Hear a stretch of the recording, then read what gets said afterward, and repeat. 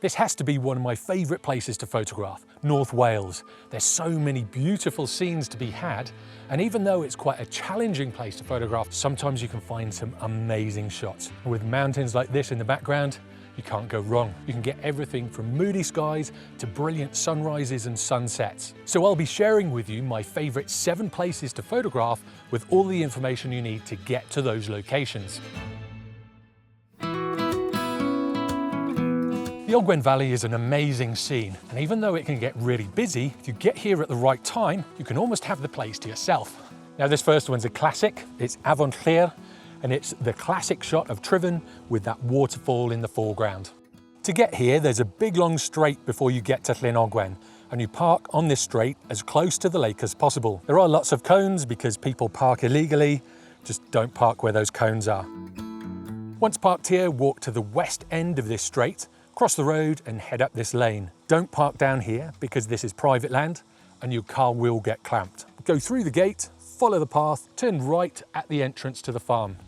Again, don't go into the farm, that's private land. The path tends to disappear as you're walking up here, and every time I've come up here, I seem to go a different way. There are paths that appear and disappear, but sometimes it's quite hard to find them. And I've just spotted a path now.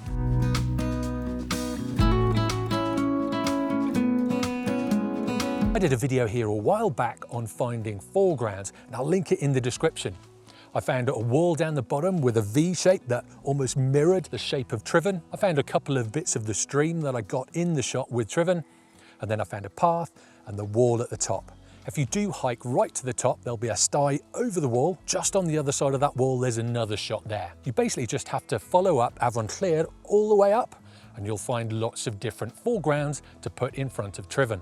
Now this is very much a wide angle lens location. I shot a lot of these images with my 17 to 28mm at 17mm. I know I say to use longer lenses when you're first starting landscape photography, but this is one of the exceptions to that suggestion.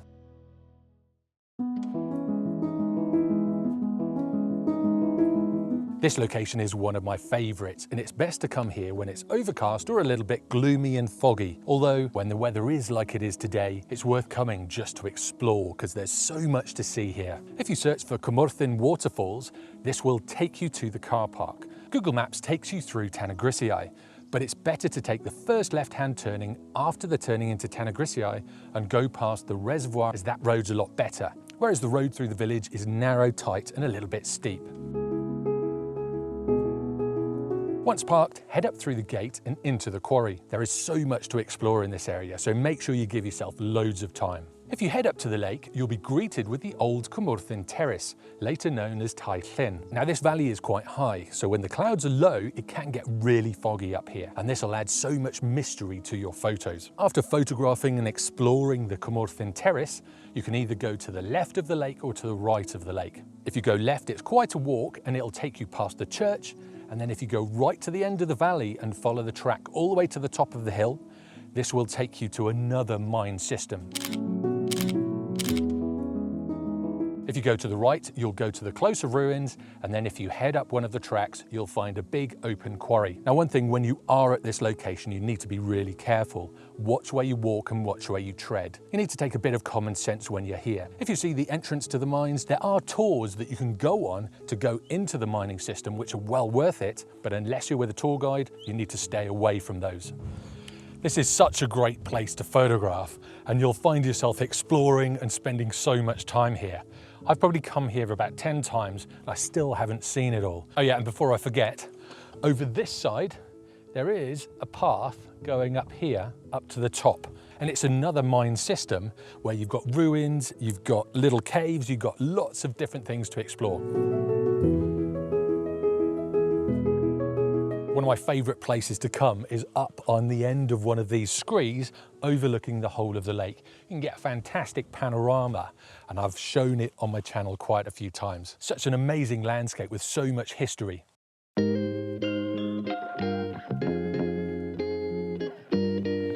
This next location is just outside Betws Y Coed, and it'll cost you a couple of pounds to get in. £1 for your car and £1 per person. There's parking for about 8 cars, and as it's private land, you have to pay in the honesty box.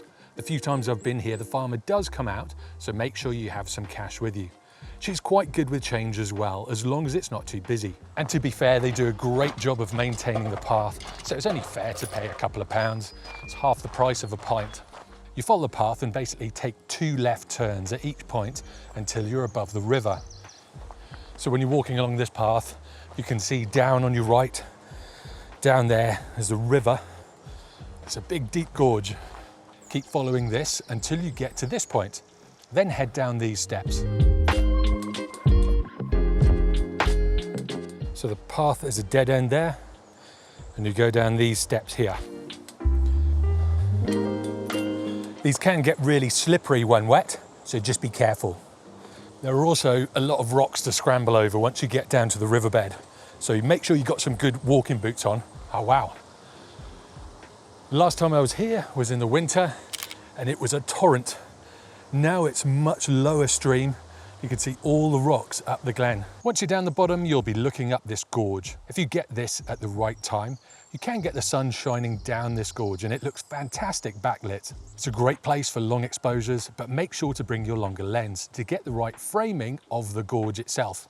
I shot this photograph at about 110 millimeters, and then I shot this wider shot at 50 millimeters. So the gorge is quite far away from where you can stand. This is very much an autumn and winter location where you'll get those higher river levels and you'll get the water cascading down the gorge. It is pretty in the summer, but I think it looks much better in the winter. And in the winter, you'll need a slightly longer lens. I think a 70 to 200 millimeter would work perfectly fine here. So this shows you need to come back to locations time and time again, and you can get very different conditions depending on the time of the year. This next location is back in the Ogwen Valley, and this time you have to pay for parking. It's £3 for 4 hours and £6 for the whole day, as of June 2023.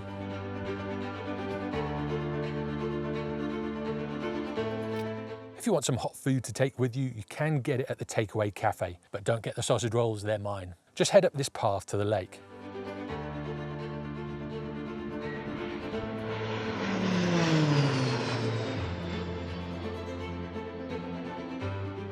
As you get to the lake, there are some great little photo spots if it's perfectly flat. Turn right and go across the bridge. At the moment it's out of commission, but there are rocks to get you across this way.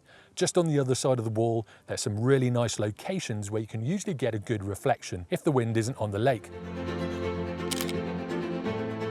Now, if you're feeling really energetic, there's a 2-hour hike up to the top of Avon, which is this peak up here. And you're looking back along the valley to the east, you'll get the sun in the shot, you'll get Llyn Idwal, and you'll get Llyn Ogwen as well. And that's a fantastic location for sunrise. But in the middle of the summer, this means a 12 to 1 o'clock start. Now, if you go on the path to the left of the lake, you can go all the way at the back, and there's a bridge with a metal railing. This can make a really good foreground element. Trying to get up there now before the shadow gets on it, but I'm not sure if I'm going to make it.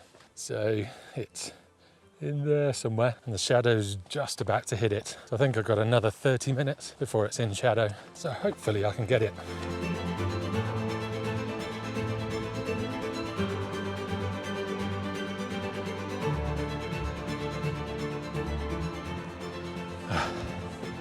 So it looks like I missed the bridge.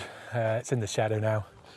But I do have this kind of bridge going down, which is pointing to Llyn Idwal and Penmacno in the distance. So I'm going to try and get a photo here. The light is a bit flat because the sun's almost behind me. But again, it's amazing how locations will change during the different times of year. I was doing a workshop here in March time, and we came up earlier in the morning, and all of the lake was in the shadow, and all of this side of the mountain was in the sunlight, and it was really heavily weighted to the left-hand side. So like I said, it's always good to come back to a location time and time again when the conditions are different at different times of the year and through different seasons.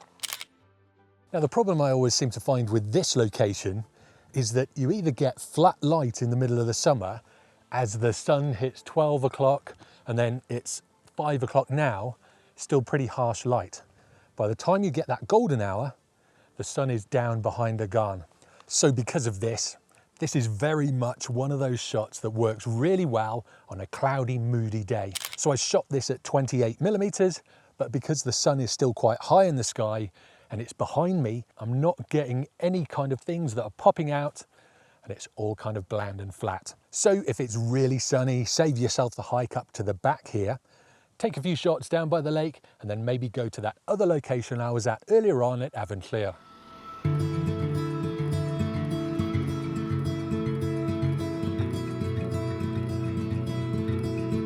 This is another classic to get when you're in North Wales, and it's in the village of Llanrwst.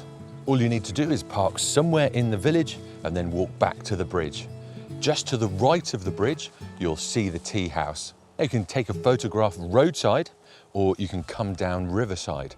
In the winter, the river is quite high, so you've got to watch yourself down here. You could see all the debris on the trees as you walk along this path down on the riverside. Just keep an eye on those water levels and stay safe and stay on this path.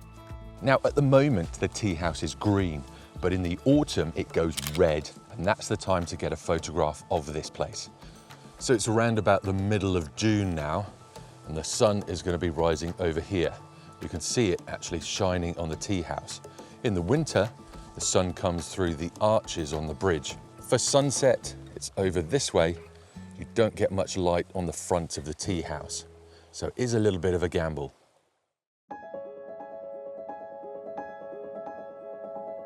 This next location is on the other side of the lake from Barracks, and it's the Anglesea Barracks. You park at the Dinorwig bus terminal, and then you don't walk along the footpath, but you walk along the road. You follow that road down, it turns into a footpath, you keep following that down, and it brings you to this fantastic location. These are the old barracks where the miners used to live, and with these old gnarly trees around it and the mountains in the background, it's an absolutely fantastic location. It's quite tricky to find a good composition here, but there are a few to be had. Again, the composition I've found, it's probably been done before, but it's such a nice shot to get. One thing with this location is because it's surrounded by mountains, you've got to wait till a little bit later in the day. Sunrise today was about 5 o'clock in the morning, and it's around 10 to 8. The best bet is to get the sun just rising over those mountains so it hits the barracks and it's hitting the mountains and the trees, so everything's catching a touch of light. By the looks of it, to the west of the barracks, there are a few trees, so that might block the sunlight hitting the barracks when you are shooting a sunset here. Another great time to shoot here is when you've got some moody, stormy clouds, or it's a little bit misty. With the trees and the barracks and a bit of mist, that would give you a really eerie shot. I've been shooting at this shot between 28mm and 24mm. So if you had a standard kit lens, say a 24 to 70 on a full frame camera, or a 16 to 55 on a crop censored camera, that would work, and you'd be able to get a great shot here. Like most of these locations in North Wales, I could just explore this place for hours. So again, give yourself enough time. This is similar to Cwmorthin, but very different, with all of these old gnarly trees and then these barracks, which are in really good condition. You'll get some fantastic photographs. And then you've got the backdrop of the mountains as well. It's absolutely fantastic. Now, we really haven't done this place justice. I got a photo of the Anglesea Barracks, but there's so much more to photograph and so much more to explore. So if you do come to the Anglesea Barracks, leave yourself a lot of time. Now, when you do come to any of these quarries or mine systems, you've just got to be really careful. Read all of the signs and make sure you don't go over any fences that you shouldn't, or under any structures that could fall down. There's a lot of dangers, but there's also a lot of amazing photographs to be had.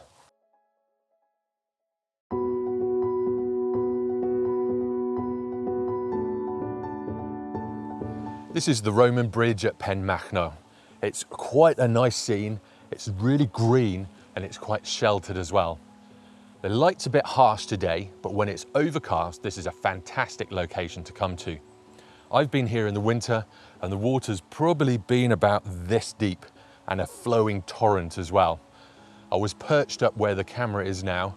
There are only a few rocks showing. So if you do come to this location, be really careful when you're close to the river. At the moment, it's a little bit like a pool and it's dead flat. But in the winter time, or after a really big storm, the water flows down here like anything, and it's a bit of a torrent. To get to this location, you basically turn right at the Conwy Falls and then follow this back road.